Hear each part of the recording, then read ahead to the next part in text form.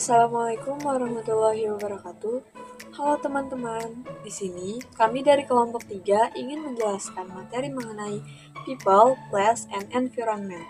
Sebelum masuk ke materi, ada baiknya saya memperkenalkan diri saya. Perkenalkan, nama saya Laila Devi Ramadhani. Di sini saya akan membahas mengenai materi interaksi antar ruang. Setiap manusia tinggal di suatu tempat tertentu di muka bumi ini. Di antaranya, yaitu ada yang tinggal di wilayah pegunungan, pesisir pantai, perkotaan, atau pedesaan. Masing-masing tempat tersebut tentunya memiliki ciri-cirinya tersendiri. Dan dikarenakan hal tersebut, akhirnya terjadilah interaksi antara satu ruang dengan ruang lainnya untuk memenuhi kebutuhan ruang masing-masing. Interaksi antar ruang dapat terjadi karena 3 hal berikut. Yang pertama, interaksi saling melengkapi. Interaksi saling melengkapi atau komplementari, contohnya ada 2 kota atau wilayah yang memiliki sumber daya alam yang berbeda. Nah, keduanya saling melengkapi kebutuhan kota satu sama lain. Contohnya, warga Banjarmasin mengirim hasil penangkapan ikan sungai ke kota Jawa, dan warga kota Jawa mengirim hasil perkebunan ke kota Banjarmasin. Yang kedua, interaksi ruang karena kesempatan antara. Interaksi ruang karena kesempatan antara yaitu interaksi yang terjadi karena adanya pilihan yang lebih mudah atau lebih murah. Misalnya, warga kota Banjarmasin yang lebih memilih untuk mengirimkan hasil tangkapan ikan sungai ke kota-kota terdekatnya, seperti Banjarbaru, daripada mengirim ke Pulau Jawa karena jaraknya yang jauh dan menyebabkan ongkirnya mahal. Dan yang terakhir ada transferability atau kemudahan transfer. Biasanya dalam mengirim barang, kita akan memperhatikan aspek jarak ongkos kirim dan juga kemudahan akses jalan seperti adanya jalan tol. Yuk teman-teman, kita lihat perbandingan jalan tol dengan jalanan umum di Banjarmasin.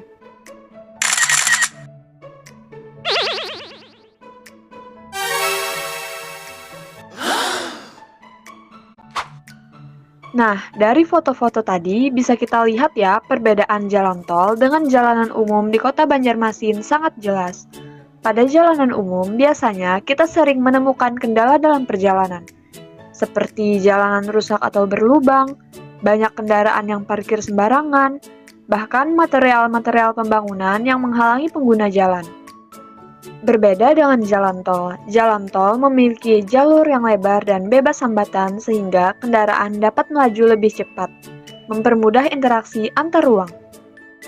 Selanjutnya, kita akan membahas letak geografis Indonesia yang akan disampaikan oleh Ahmad Hamidan.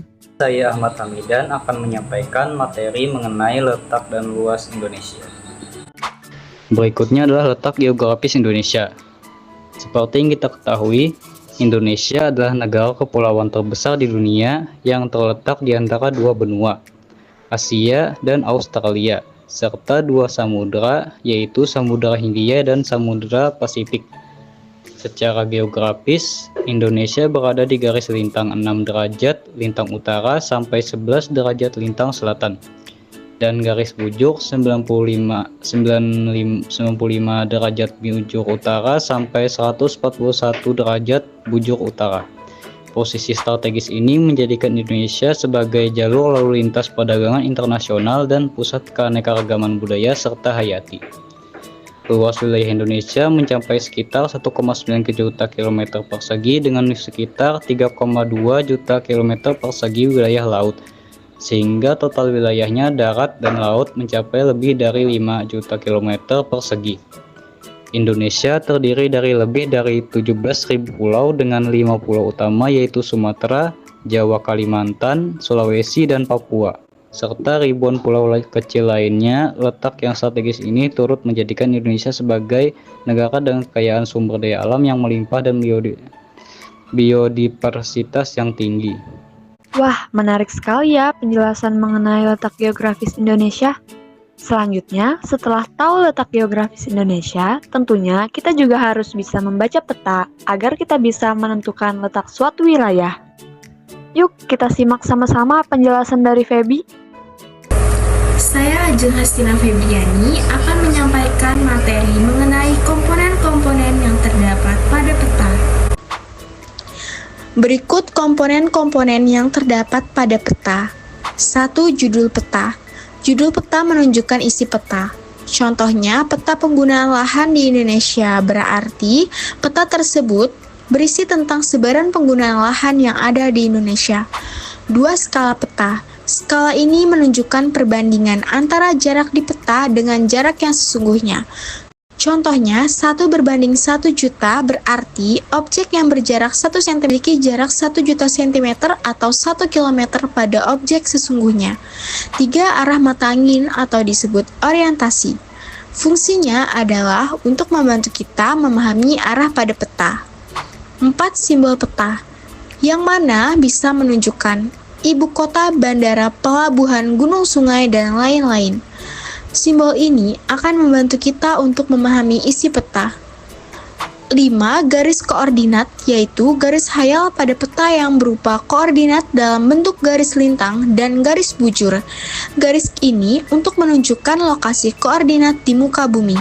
6. Inset, yaitu peta kecil yang ada pada peta untuk menunjukkan lokasi daerah yang dipetakan di antara lokasi yang lebih luas.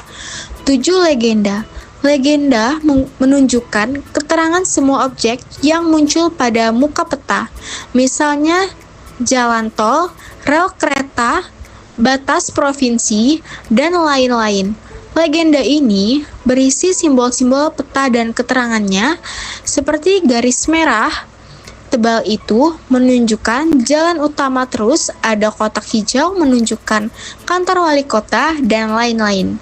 Dan yang terakhir adalah sumber peta, menunjukkan asal pembuatan peta, bisa orang atau lembaga. Setelah mendengarkan materi mengenai interaksi antar ruang, letak geografis Indonesia, dan komponen-komponen peta, ada pembahasan yang tidak kalah penting loh, yaitu mengenai dampak lingkungan terhadap manusia dan dampak manusia terhadap lingkungan. Karena ternyata interaksi antar manusia dan lingkungan sangatlah erat. Yang pertama, kita akan membahas dampak lingkungan pada manusia. Karena kawasan dan kondisi alam di muka bumi ini berbeda-beda, tentunya menimbulkan dampak kepada manusia. Di antaranya, terdapat perbedaan dalam mata pencaharian, perbedaan jadwal beraktivitas, bahkan perbedaan jenis atau tipe bangunan rumah. Pertama, perbedaan dalam mata pencaharian. Bisa kita lihat contohnya seperti warga Banjarmasin yang tinggal di sekitaran sungai cenderung bekerja sebagai penjual sayur-sayuran, ikan, dan kue-kue tradisional khas Banjarmasin di Pasar Tarapung. Orang yang tinggal di wilayah pesisir pantai kebanyakan bekerja sebagai nelayan. Orang yang tinggal di wilayah dataran rendah biasanya bekerja sebagai petani, dan orang yang tinggal di wilayah dataran tinggi atau pegunungan kebanyakan bekerja sebagai tukang kebun atau peternak. Yang kedua, faktor lingkungan juga memengaruhi jadwal beraktivitas loh. Misalnya, orang yang bekerja sebagai petani cenderung memulai aktivitasnya di pagi hari dan beristirahat pada malam hari. Sedangkan orang yang bekerja sebagai nelayan memiliki kebiasaan sebaliknya. Mereka memulai aktivitas pada sore atau malam hari karena memanfaatkan adanya pengaruh suhu terhadap udara, yaitu pada siang hari suhu udara di darat lebih tinggi daripada di laut, sehingga angin bertiup dari laut ke darat. Selain itu, dampak lingkungan terhadap manusia juga memengaruhi jenis atau tipe bangunan rumah. Pada dataran rendah, rumah atau bangunan biasanya berjenis rumah panggung, karena curah hujan yang relatif tinggi menyebabkan rawan banjir. Bangunan dirancang dengan banyak jendela, langit-langit tinggi, dan banyak ventilasi untuk memaksimalkan sirkulasi udara dan mengurangi panas saat musim kemarau. Sedangkan pada dataran tinggi, cuacanya cenderung lebih sejuk, sehingga biasanya material bangunan bangunan menggunakan kayu atau batu.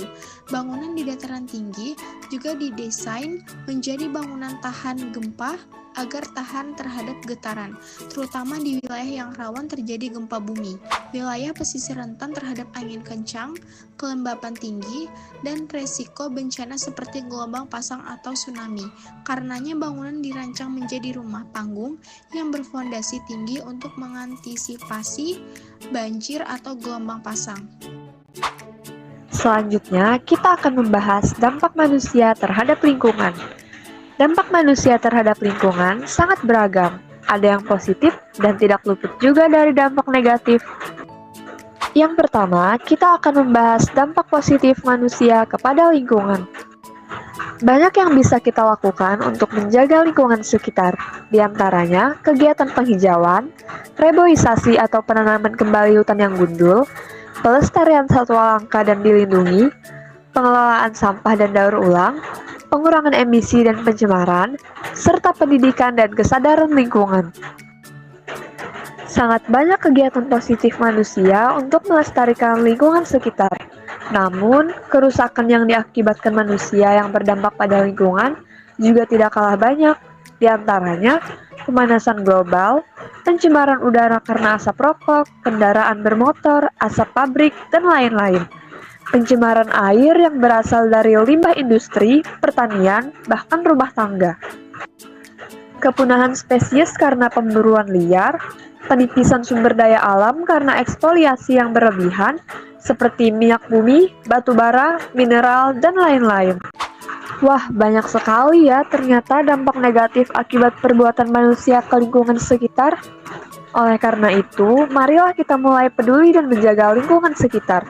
Hindarilah sifat tamak dan ingin memperkaya diri sendiri. Semua ini kita lakukan demi keberlanjutan kehidupan di muka bumi. Nah, itu tadi penjelasan materi kelompok kami mengenai people, place, and environment. Semoga video pembelajaran ini bermanfaat untuk kita semua. Kami akhiri sampai di sini. Sampai jumpa di konten berikutnya. Bye-bye. Assalamualaikum.